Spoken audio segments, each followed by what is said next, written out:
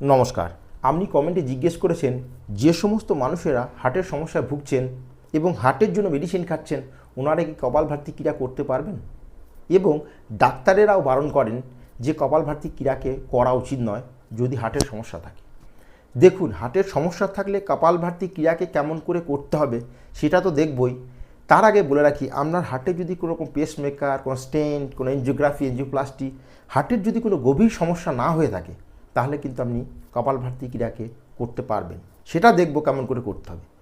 একটা কথা আমি বলবো, ডাক্তারবাবুরা আপনাকে বারণ করবেই যে আপনি কপালভাতি করবেন না, আপনি অনুলোম বিলোম করবেন না, আপনি ভুজাঙ্গাসন, ব্রিজ পোস্ট, যোগাসন, যোগ মুদ্রাসন, মুন্ডুকাসন এই সমস্ত আসন করা যাবে না। কেননা আপনি যদি এই সমস্ত আসন রেগুলার সকাল বিকাল অভ্যাস করেন তাহলে আপনার কোনো রোগই আপনার শরীরে কিন্তু থাকবে না। সেটা ডায়াবেটিস হোক, সেটা আপনার কিডনির সমস্যা হোক, প্রোস্টেট গ্ল্যান্ডের সমস্যা হোক, আপনার এই যে হার্টের সমস্যা হোক, কোনো রোগই কিন্তু থাকবে না যদি আপনি রেগুলার যোগাসনগুলোকে প্র্যাকটিস করেন। এবং আপনার হার্টের সমস্যা, সেক্ষেত্রে আপনি যদি দারচিনি এবং অর্জুন ছালের চা, মানে এক টুকরো দারচিনি আর এক টুকরো অর্জুন ছালের চা যদি আপনি রেগুলার সকাল বিকাল পান করেন, 2বারের জায়গায় 3বারেও পান করতে পারেন। 3বার যদি রেগুলার অর্জুন ছালের আর দারচিনি চা খান এক কাপ, আর এই যোগাসনগুলো যেগুলো দেখাবো সেগুলো যদি প্র্যাকটিস করেন তাহলে আপনার হার্টের কোনো সমস্যাই থাকবে না।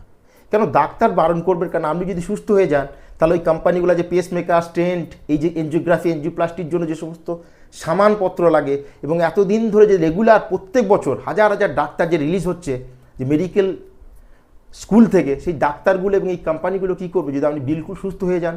সেজন্য ডাক্তার কিন্তু আপনাকে বারণ করবে যে যোগাসন, প্রাণায়াম, ক্রিয়া, ধ্যান এই সমস্ত করা চলবে না, এবং আয়ুর্বেদিক দাবাই বা এই যে যৌগিক ক্রিয়া এগুলোকে করা চলবে না, কেননা ওনাদের বিজনেসটা বন্ধ হয়ে যাবে।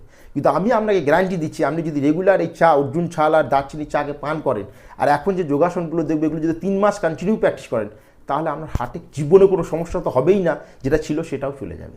তো প্রথম হচ্ছে ভুজাঙ্গাসন। এর জন্য আপনাকে কী করতে হবে? হার্টকে সুস্থ রাখার জন্য যে আসনগুলো স্টাডিতে পাবলিশ করা হয়েছে এবং চেক করা হয়েছে, যে আসনগুলো যদি আপনি রেগুলার প্র্যাকটিস করেন, যে হার্ট হেলথ সেটা মজবুত হতে বাধ্য। তো প্রথমে দেখব ভুজাঙ্গাসন। এর জন্য আপনাকে কী করতে হবে? উল্টো দিকে এইভাবে লেটে যেতে হবে।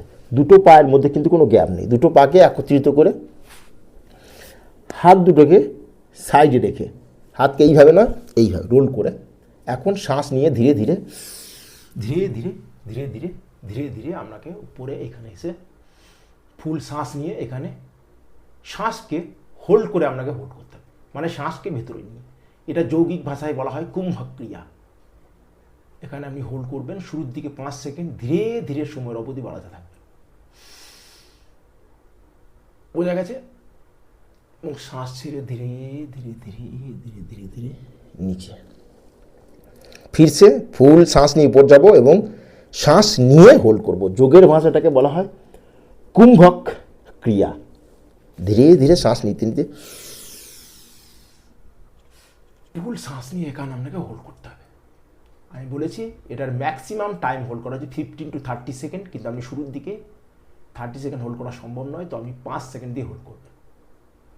ধীরে ধীরে শ্বাস ছাড়তে ছাড়তে ছাড়তে ছাড়তে ছাড়তে ছাড়তে শ্বাস ছেড়ে রিল্যাক্স। এটা হলো ভুজাঙ্গাসন। এর পরের আসন হচ্ছে ব্রিজ পোস্ট বা সেতু বন্ধাসন। এর জন্য আপনি উল্টো দিকে লেটে যাবেন, দুটো পায়ের মধ্যে কাঁধা বরাবর গ্যাপ। আমি গ্যাপটাকে দেখিয়ে দিই, মানে এই গ্যাপ কাঁধা বরাবর, না খুব বেশি না খুব কম, আপনার কাঁধা বরাবর গ্যাপ। বোঝা গেছে? এখন শুয়ে পড়া হলো, পা দুটোকে এইভাবে নেপে নিতে হবে। বোঝা গেছে? ধীরে ধীরে শ্বাস নিয়ে ধীরে ধীরে ধীরে ধীরে আপনি উপরে যেতে থাকবেন। বোঝা গেছে? শুরুর দিকে সম্পূর্ণ যদি আপনার যেতে উপরের দিকে কোমরকে উঠিয়ে হোল্ড করতে অসুবিধা হয়, তাহলে আপনি ধীরে ধীরে যদি এই অবস্থায় আসতে পারেন, এই অবস্থায় রেগুলার প্র্যাকটিস করতে হবে, সকাল বিকাল ধীরে ধীরে উপরে এই অবস্থায় এসে আপনাকে, বোঝা যাচ্ছে, এখানে এসে আপনাকে হোল্ড করতে হবে। এখানে ফুল শ্বাস নিতে হবে এবং ফুল শ্বাসকে ছাড়তে হবে ধীরে ধীরে।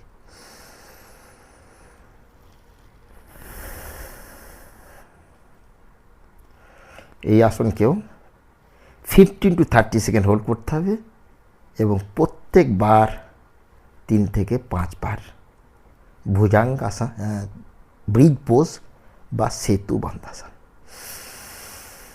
ফুল শ্বাস নিয়ে আমি একবার করে দেখাচ্ছি। ধীরে ধীরে ধীরে ধীরে শ্বাস ছেড়ে নিচ্ছে এবং শবাসনে 5 সেকেন্ড হোল্ড করতে হবে। এখানে ধীরে ধীরে শ্বাসকে নিতে হবে এবং ধীরে ধীরে শ্বাসকে ছাড়তে হবে এবং 5 সেকেন্ড আপনার হৃদয়ের যে গতি সেটাকে অনুভব করবেন।